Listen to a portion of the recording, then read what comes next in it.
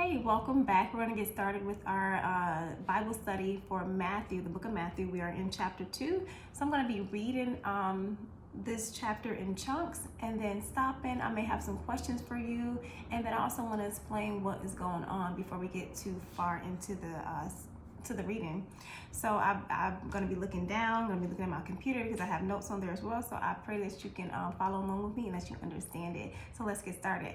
So chapter 2 in Matthew is all about some visitors that who came to see Jesus when he was born. They call them the wise men, the three wise men. But in this version, which is the NIV version, they're called the Magi. So it starts with the Magi visits the Messiah. So I'm going to be reading from verse 1 through 12, and then we're going to pause, okay? So before we get started, go ahead and grab your Bible and something to write with, just in case you have questions or you want to write something down. All right, let's get started. So chapter 2 is called The Magi Visits the Messiah. After Jesus was born in Bethlehem in Judea, during the time of King Herod, Magi from the east, or the wise men from the east, came to Jerusalem and asked, "Where is the one who has been born King of Jews? We saw his star when it rose and have come to worship him." When King Herod heard this, he was disturbed, and all of Jerusalem with him. So I want to pause right there and ask you, why do you think the king was disturbed when he heard the Messiah was born?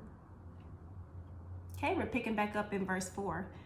When he had called together all the people's chief priests and teachers of the law, he asked them where the Messiah was to be born. "In Bethlehem in Judea," they replied, "for this is what the prophet had written.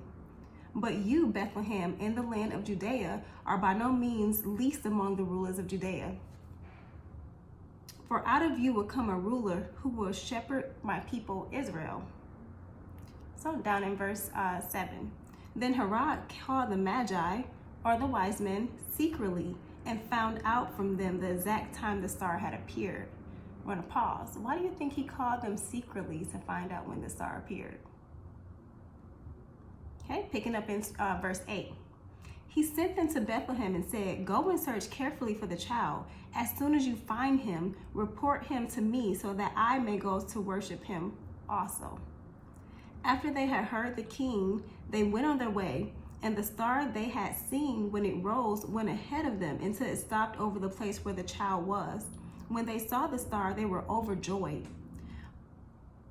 On coming to the house, they saw the child with his mother Mary, and they bowed down and worshiped him. Then they opened their treasures and presented him with gifts of gold, frankincense, and myrrh. And having been warned in the dream not to go back to Herod, they returned to their country by a different route. So also again, why do you think they were warned in a dream not to go back that way? And why did they decide to go another route? So what's going on in Matthew in Matthew verses 1 through 12 is after Jesus is born, wise men from the east, they saw a special star in the sky. And they know this star means a new king of the Jews had been born. So they traveled a long way to find him. And when they reached Jerusalem, they asked the king, which is King Herod at the time, where they can find the new king. And the king is worried about the new king. So he tells the wise men that when you find this baby, let me know where he is. I want to go worship him too. But to be honest, the king did not want to worship him. He wanted to kill the baby. He was worried about the new king, even though he was an infant child. So the wise men, they followed the star until it stopped. And that's where Jesus was. They were overjoyed. They gave him gifts of gold. They gave him myrrh and frankincense. Gifts that are rightfully fit for a king back in that time frame. And then they went home a different way because they were warned in a dream not to go back that way because they knew that the king wanted to kill baby Jesus. So that's what's going on so far in verses 1 through 12. So we're going to pick back up in verse 13, and it's titled The Escape to Egypt. So when they had gone, an angel of the Lord appeared to Joseph in a dream. So once again, just like in chapter 1, the angel of the Lord is speaking to Joseph in his dreams. He said, "Get up. Take the child and his mother and escape to Egypt. Stay there until I tell you, for Herod is going to search for the child to kill him." So just as I said, he had some other tricks up his sleeve. He thought he was being sneaky. He was trying to get the wise men to tell him where Jesus was so that he can kill him.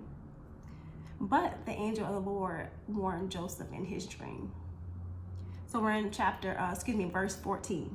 So he got up, took the child and his mother during the night and left for Egypt, where he stayed until the death of Herod. And so was fulfilled what the Lord had said through the prophet, out of Egypt I called my son. So what we learn is that after the wise men leave, an angel appeared to Joseph in his dream and tells him to take Mary and Jesus and escape to Egypt. So King Herod wants to harm Jesus, so they have to leave quickly. So Joseph listened to the angel and he took his family to Egypt to keep them safe. So we're going to pick back up in verse 16. So when Herod realized that he had been outwitted by the wise men, he was furious, and he gave orders to kill all the boys in Bethlehem and its vicinity who were 2 years old or younger, in accordance with the time he had learned from the Magi, or the wise men. Then what was said through the prophet Jeremiah was fulfilled. A voice is heard in Ramah, weeping and great mourning, Rachel weeping for her children and refusing to be comforted because there are no more. So as we can see, the king Herod, when he realized that the wise men did not tell him where baby Jesus was and they went a different way back home, he became very angry. He ordered his soldiers to kill all the baby boys in Bethlehem who were 2 years old or younger. 2 years old? You're gonna kill 2-year-old babies? He was that worried about Jesus and what he was brought on this earth to do.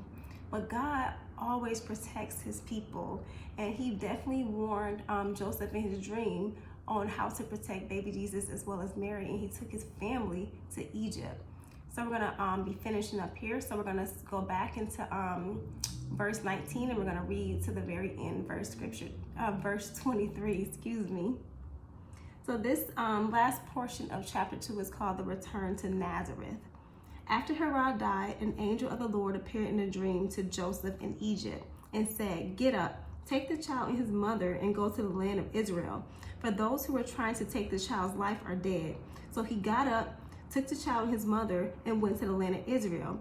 But when he heard that Archelaus, if I'm pronouncing that correctly, was reigning in Judea in place of his father Herod, he was afraid to go there. He had been warned in a dream. He withdrew to the district of Galilee, and he went and lived in a town called Nazareth. So was fulfilled what was said through the prophet, that he would be called a Nazarene. So what happens is that because of what Joseph, the angel warned Joseph in a dream, he took his family somewhere else. So Jesus grows up in Nazareth. So after the king died, an angel tells Joseph that it is safe to go back to Israel. But Joseph is still worried because he finds out that the king's son is actually ruling in his place now. So instead of going back to Bethlehem, Joseph takes his family and goes to live in Nazareth. It's a town in Galilee. This way, Jesus grows up in Nazareth, just as the prophet said he would. So I want you to really just think about those questions I asked. Even though I explained it a bit more, you may still have other questions, and feel free to rewatch this video, because I know sometimes it takes a second time to really process the information. But I pray that this was a helpful breakdown of chapter 2 and that you learned something, and I look forward to going over chapter 3 with you next time. So with that, I pray you have a blessed week, and I see you next time. Bye.